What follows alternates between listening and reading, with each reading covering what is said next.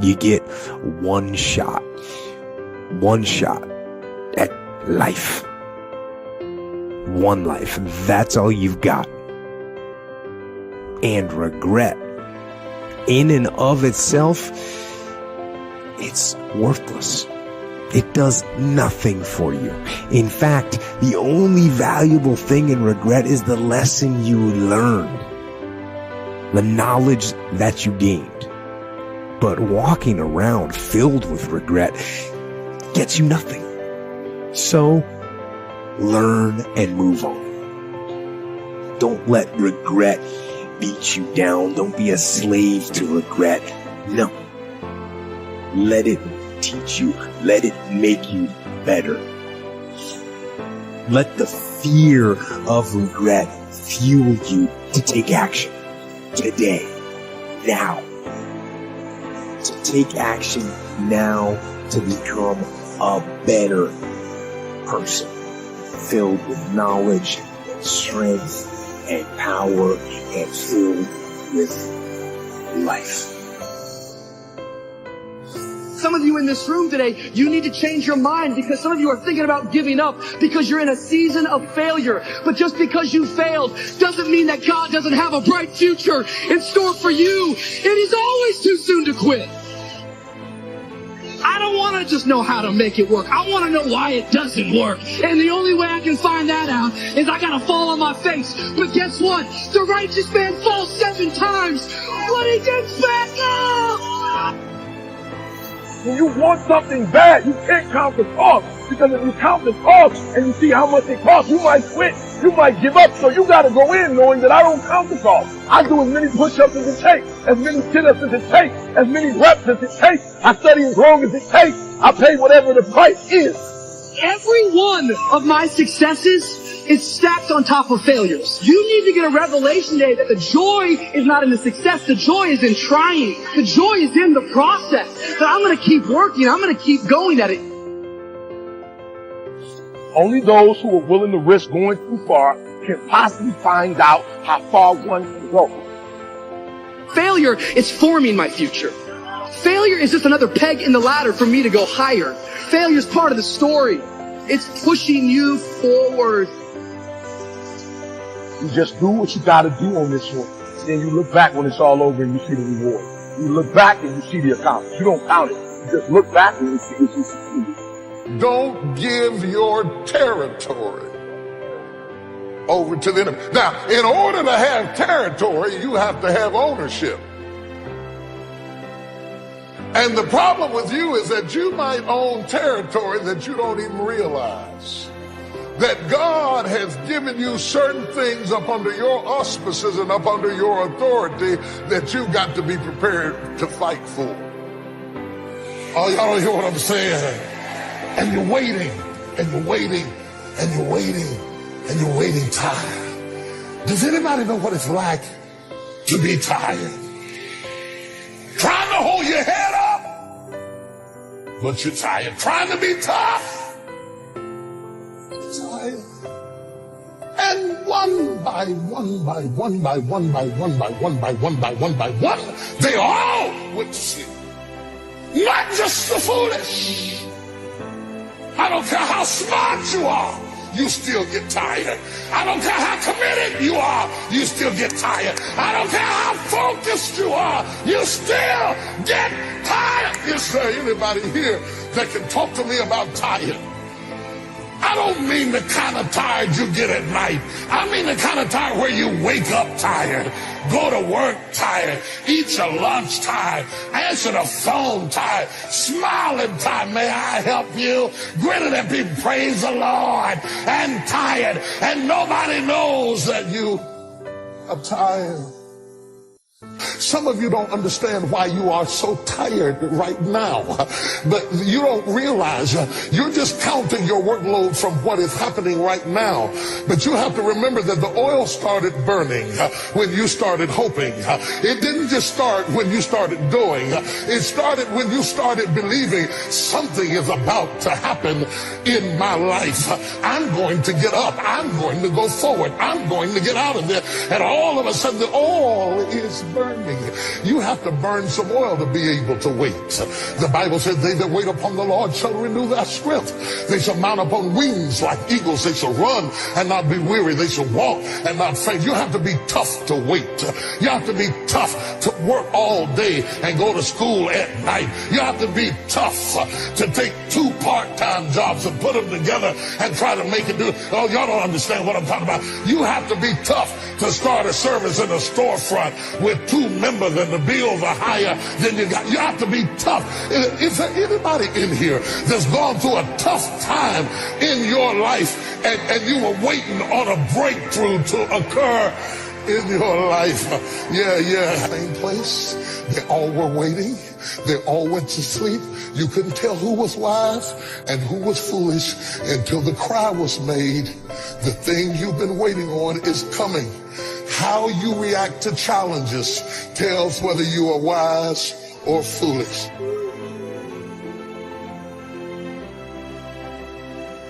And you will never completely be healed or whole until you change the voice inside of your own head.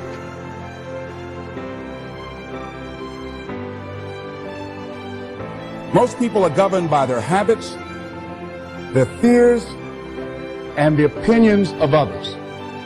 A lot of people never try anything differently because they have been convinced by people in their lives that they value that they can't do it. They're living within the context of the opinions that other people have of them, the low expectations. Many people doubt themselves because when they thought about doing something at some critical point in their lives, somebody they respected and honored, somebody they believed in, somebody that they loved, someone they trusted said, you can't do that. And they accepted that. As you look at your life, ask yourself the question, what would your life be like? What would your life look like if you decided not to care what people thought of you?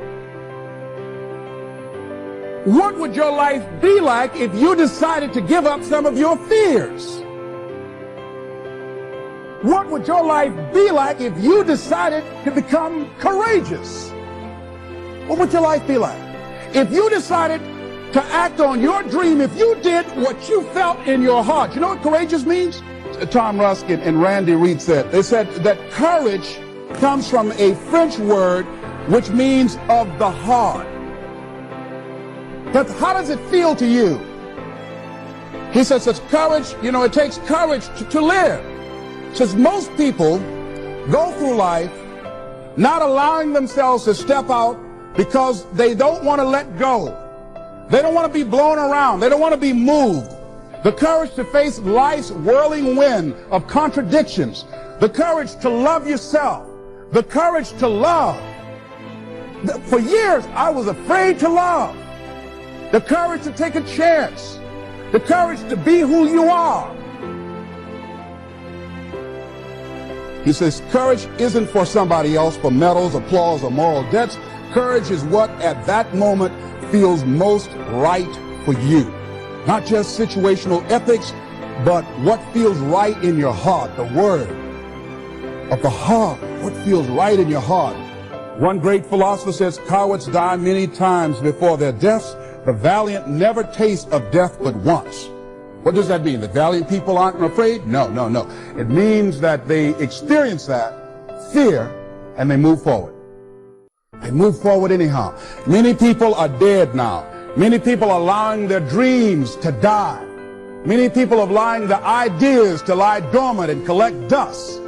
Many people have all this talent and ability that they are allowing to be buried inside of them, that they will take with them to their graves because they didn't have the courage to be who they are. And I say, as you begin to look toward the future and manifesting your greatness, it's going to take everything in you, that your life deserves the concentrated effort to begin to look at how is it that I can express more of me? How is it that I can bring my ideas out here now? How is it? And start living with a sense of urgency because you're here today, you're gone today. Life is unpredictable. It's uncertain. There are no guarantees. No guarantees out here at all. So holding back, what are you waiting on? Ask yourself, what's the benefit of your waiting? What's the benefit of your not living your dream? What's the benefit of not listening to yourself? Oh, please, listen to yourself. You know the feelings. If you start listening to the feelings in your heart, and I'm doing it now more every day, I find that my feelings, I can trust them. And I say to you that as you look toward the future, you look at life on a daily basis, if there's something that you have been given, if you've heard something within yourself that you know that what you're doing now doesn't fit for you, it doesn't work for you, it's not giving you what you want, and there's something else that you want to do, don't allow that inner doubt in you to talk you out of it, to build a case on why you can't have it, to tell you why you're not good enough. You ignore that inner voice and all of the external voices. Don't judge the possibilities for what you can do based upon the circumstances, because the circumstances won't determine who you are. Don't determine what you're able to do based upon your resources. Don't determine what's possible for you based upon where your life is right now. Where your life is right now is not you. That's just what it is right now. But the possibilities for you are unlimited. If you're in a rebuilding process, it's unlimited. If you're coming back from adversity and devastation, it's unlimited of what you can do. That's the capacity of human beings. It doesn't matter how many mistakes you've made. It doesn't matter how many flops you've had. It doesn't matter how much money you've lost. In fact, I see it only as an investment of what you learn from life, not losses, but investments of what's possible for you.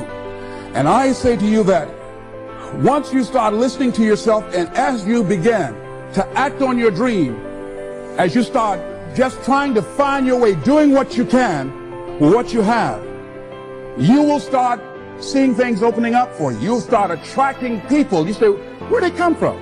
Things will start coming together, clicking for you. You say, whoa. You start brainstorming. Ideas will come out of nowhere as you focus on it. The key to it is to begin to focus on what it is you want to do. Why, Les? Why is that important? Because as you focus on that which you want to do, that which we focus on, that which we give our energy to, it will begin to multiply. It will begin to expand. It will begin to develop your consciousness. And out of that comes your greatness. Out of that comes a commitment. Out of that comes a passion for life. Out of that comes a special power that you have in you that you haven't even called on yet. See, the powers that we have will never reveal themselves if we don't challenge them, if we don't put ourselves in a position where we have to use them. So one of the most important things, I was reading a book that's a really interesting book called Instant Millionaire, and the guy said, put yourself in a position where you can't retreat, where it's do or die, sink or swim. Here's what you'll find out. You'll develop incredible swimming skills. You'll find yourself stroking unlike you've ever seen before. Through the inspiration of desperation, you'll become more creative than ever before. So what is it? How do we handle that whole piece? Throw your whole self into it. See, most people go at it tentatively. They don't give all their stuff. They don't concentrate. They don't put everything they've got in them. One guy wrote a book called All You Can Do Is All You Can Do. And all you can do is enough. But he said, make sure you do all you can do. And if we're honest this evening, we know that we haven't done all we can do.